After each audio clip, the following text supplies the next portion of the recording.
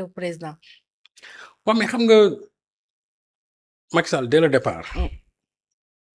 ñun dañu mës a am benn posture en disant que il n'a aucune chance pour aller aux Nations Unies en tant que secrétaire général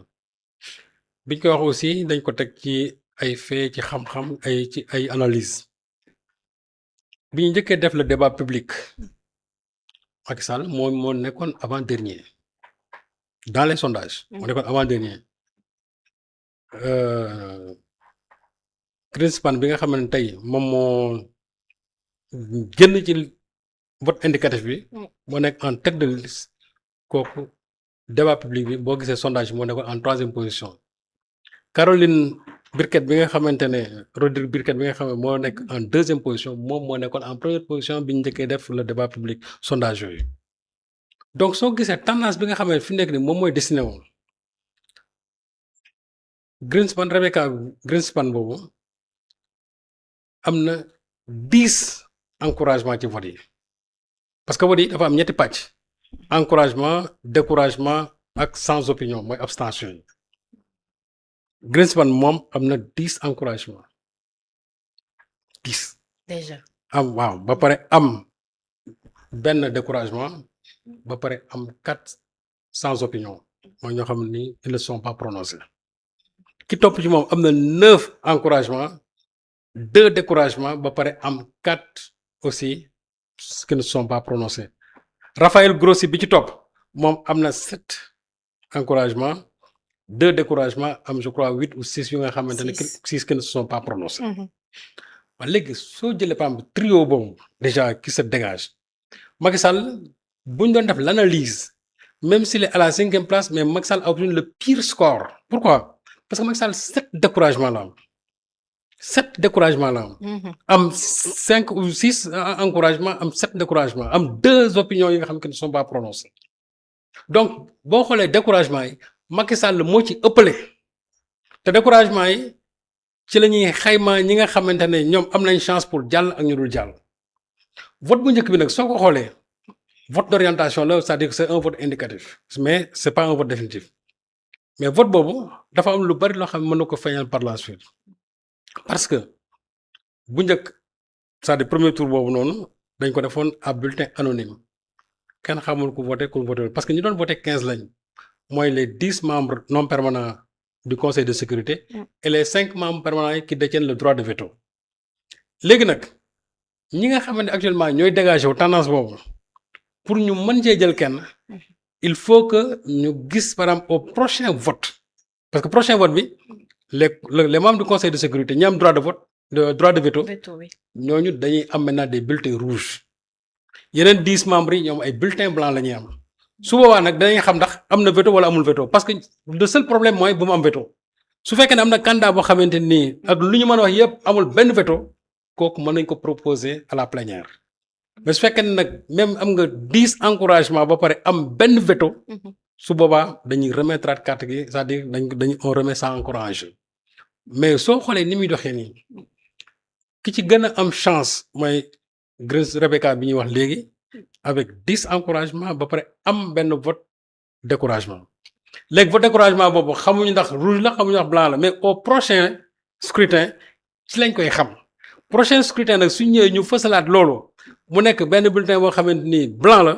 suba dinañ comme que amul moom benn veto kii war nañ ko mën a jël proposer ko maintenant à la plénière aux 193 membres des Nations Unies mais ku mel ni Macky Sall il lui sera extrêmement difficile voire même impossible nga am 7 découragements et tu retournes l'opinion en tout cas en ta faveur déjà moom 2 abstentions la am ce qui veut dire que fi nekk même 2 abstentions yi su ci amoon aussi mais 7 découragements yi su ñëw si suis sûr et certain 7 découragements yi bu ci benn vote rouge amee rek c'est fini pour lui donc ñi nga xam ne tey ñoo gën a jege mooy le trio de tête bi nga xam moo dégagé wu te léegi dafa am benn tendance bi on a l'impression que dañu bëgg Nations Unies jigéen jiite ko et en plus aussi venant de l'Amérique du Sud parce que selon le principe de la rotation régionale en réalité culturellement ñoom ñoo war a ñëw Amérique latine et gis nañ ne boobu ba léegi aussi que ne jigéen mosu ko jiite moo tax boo gisee ñaari sondage bu njëkk bi ak vote bi yëpp jigéen moo génn et jàpp ma ne actuellement jigéen ñooñu nga xam ne ñoo nekk en position de force jàpp ma ne dañ delluwaat ginnaaw surtout que Rebecca boobu elle est aussi de confession juive or xam nga ne juif yi moom boo xoolee presque àddina bi ñoom ñoo ko jiite. léegi nag bon dans les coulisses diplomatiques les gens encore vont faire des kii par-ci par-là mais je ne crois pas que Macky Sall avec un score aussi médiocre ce score-là pire que Macky Sall vraiment man dès le départ man j'ai fait mon analyse en disant Macky Sall il est hors course maintenant bokkatu ci. Macky Sall ñi mu raw quasiment même fi mu leen rawee sax mooy le dernier candidat africain. mooy Outtounou avec je ne sais pas bon. deux soutiens la am. waaw ak deux découragements mais je crois plus de huit abstentions. 8. waaw 8 abstentions. mais Macky Sall moom 7 découragements la. est-ce que tamit ces 7 là n'en dit pas long par rapport au parcours tamit. mais xam nga déjà boo gisee débat public bi keroog bi mu amee ñoom bi ñu leen taajee publiquement ñuy wax ku ci nekk dañ lay taajal daañu la yow par rapport ak tel mais taxawaay bi amoo ko ci kii ñu ne ko par rapport au problème palestinien taxawaay bi amoo ko ci kii par rapport au problème des Ouïghours pour nii nga ci taxawee Macky Sall moom dañ ne ko yow par rapport aux droits de l'homme c'est-à-dire que tu as brimé ton peuple wax ko carrément et loolu nit ñi dañ ko jàpp te Macky Sall a eu beaucoup de peine pour répondre à ça parce que moom à l'époque ay waxam ñoo koy topp moom moo taxaw ñooñu mu ne ce sont des terroristes xamoon du fa ñëw daal di dindi wax ji d'autant plus que les Nations Unies n'ont même pas besoin des médias sénégalais pour xam ne parce que ñoom ils sont présents ici dañ leen defal ay bulletins. des rapports waaw ay rapports yoo xam ne dañ leen koy envoyé donc tout ce qui se passe dans leur pays seen représentants yi ñu leen ko envoyé donc ñoom de 2021 jusqu'à 2024 li fi xewoon yëpp ñoom ñoo ko gën a xam. maintenant mais ñun médias yi dañuy ñëw peut-être pour augmenter simplement la dose. mais ñoom xam nañ ko moo tax keroog bi mu ñëwee publiquement ñu taajal ko et loolu Macky Sall ça l'a complètement défavorisé et je sais que ne 7 votes négatifs yooyu li ko gën a indi mooy ce qu'il a fait dans ce pays et boo deful ndànk bu ñu delluwaatee benn scrutin vote négatif yi ci Macky Sall dina gën a jéggi dayoo. En tout cas moom il ne fait pas plus partie de la course même si je ne sais pas ces communicants gis naa leen ñuy naan woy il est toujours en lice ñenn ñi di rafetal keroog même Macky Sall au lendemain de ce camouflet là presse bi on a l'impression quoi que woy Macky Sall lii nii ñii di ko raay fii Macky Sall toujours kii ni ñenn ñi ne ça ne sent pas bon au lieu de dire les choses telles quelles en tout cas ñun à Yoro on a dit que Macky Sall il est hors jeu maintenant bokkut ci toujours en lice waaye mais tu veux être toujours en lice mais xam nga ne yow bokkatoo ci. léegi gis ñu ne maa ngi ci biir mais bokkatoo ci da ngay gunge gars yi rek mais bokkatoo ci te déjà vote indicatif bi ñuy def nii c'est surtout pour que yenn candidats yi retirer seeni candidature c'est-à-dire mu décourager leen. ñu génn. Macky Sall est-ce que dina toog foofu mais xam naa ne avec son orgueil ak lii ma dégg son équipe de communication di ko wax. dina ci dem jusqu'à ci mais est-ce que ak seen communiqué bi tamit duñ ci jëm parce que déjà seen communiqué bi ñoom yegg nañ ci tendance yi am par rapport à la dame yegg nañ ci wax ni fu mu nekk nii ak rotation beeg yooyu ak. loolu tey lañ ko xam. xam nga ñoom loolu tey lañ ko xam. on a toujours dit le principe de la rotation régionale. mais ñoom la nanguwuñ ko woon dégg. Macky Sall on a toujours dit que les exactions sanguinaires yi mu doon def ci réew mi dana ko topp nanguwuñ ko woon dégg ñuy wax même le président Bassirou Diomaye Faye lui a déroulé le tapis rouge. ce qui a choqué tout le monde moo tax man quand j'entends président Bassirou Diomaye Faye di wax saa fitna ma ne ko mais le saa fitna numéro 1 yow yaa ko déroulé le tapis rouge dans ce pays saa fitna mi la tegoon fitna yow ba jàppale Bassirou Diomaye Faye presque pendant 1 an mu dellusi ci réew mi au nom de compromission politique tu lui déroules le tapis rouge au détriment de Ousmane Sonko mi nga xam ne moo la teg président de la République et loolu saa fitna mënut a c'est-à-dire que moom ci boppam daf ñoo teg fitna bi fi Macky Sall ñëwee qui est le premier saa fitna de ce pays. Et je crois que tey le terme le plus approprié pour wax Macky Sall le vrai saa fitna c'est Macky Sall. mais pourtant il doit dérouler le tapis rouge Macky Sall moo ko tëjoon ba xaw ko xañ élection yi Ousmane Sonko ne lui a jamais fait Ousmane Sonko biir prison la ko def candidat bàyyi ñi nekk ci biti kon je crois que tey bu ñuy wax saa fitna ki mu waroon wax saa fitna moom xam na ne Macky Sall mooy saa fitna.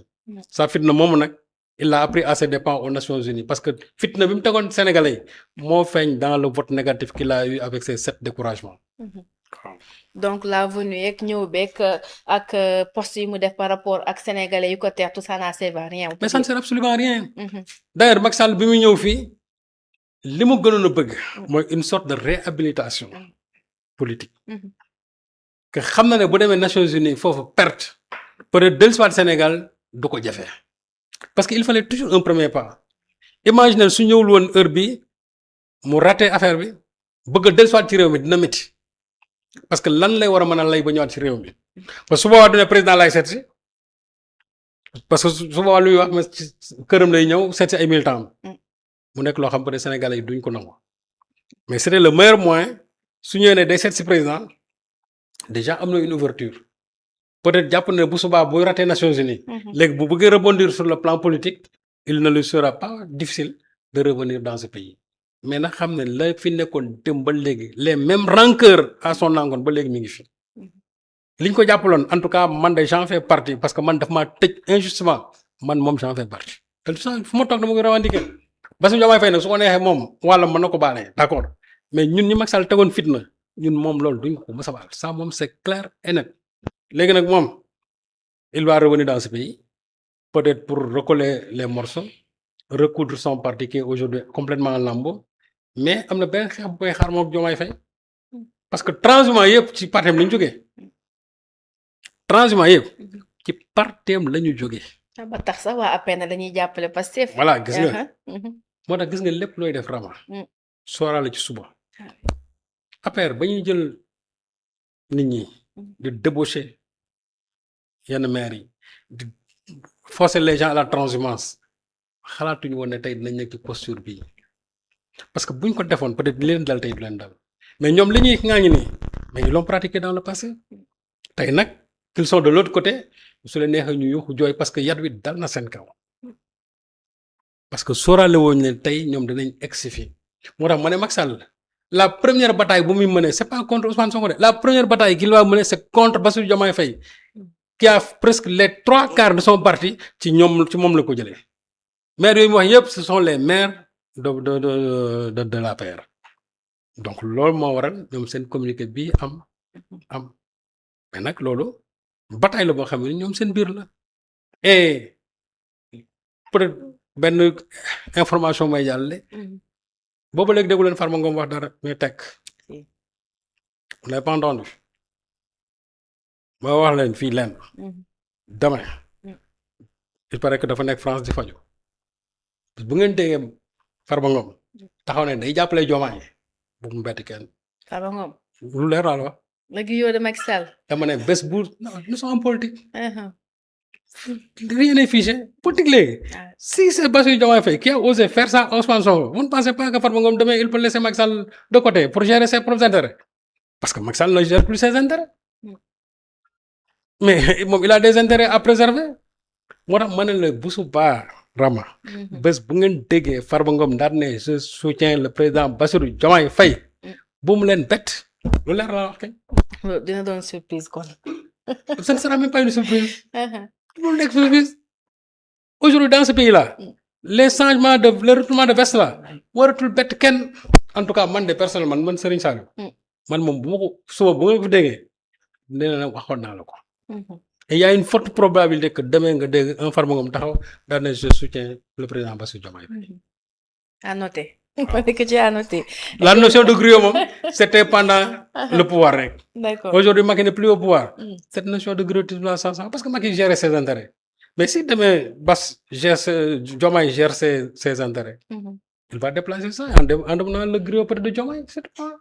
La transhumance kay. Du griotisme kay man war na mën nekk. C'est acté. Ah oui, bien sûr, puisque c'est l'ère de la transhumance kay. Et tous ces gens-là qui vont là-bas, c'est pour préserver leurs intérêts. En tout cas, on aura à développer profondément ci li ma wax nii. nañ may tuuti ba ci kanam. di leen ci dikkaat incha allah jërëjëf Serigne Saliou Gueye nekk directeur de publication foofu ca journal quotidien wu Yoor ñu bàyyi rek nga daal tàggoo ak par rapport ak regard bi nga am ci li xew Sénégal parti kiiraay beeg nu Pastef aussi di doxalee ni réew mi di doxalee en général. waaw man de Rama fi may jeexalee mooy d'abord gërëm leen sant leen surtout yow sant la vraiment pour avoir très bien conduit l'émission. di sant aussi internautes yi nga xamante ni ñëpp ah ñu oui. ngi doon suivre vraiment booba léegi. Mhm. di jégalu aussi ci retard bi comme ni nga ko Ok. waxee indépendant de notre volonté. Ah oui. Mhm. Concernant maintenant la situation politique de ce pays li ma ciy wax daal mooy aujourd'hui le président Bassirou Diomaye Faye semble avoir relégué au second plan Mm. les urgences de l'heure parce que lépp loo xamante ni mooy jëm ci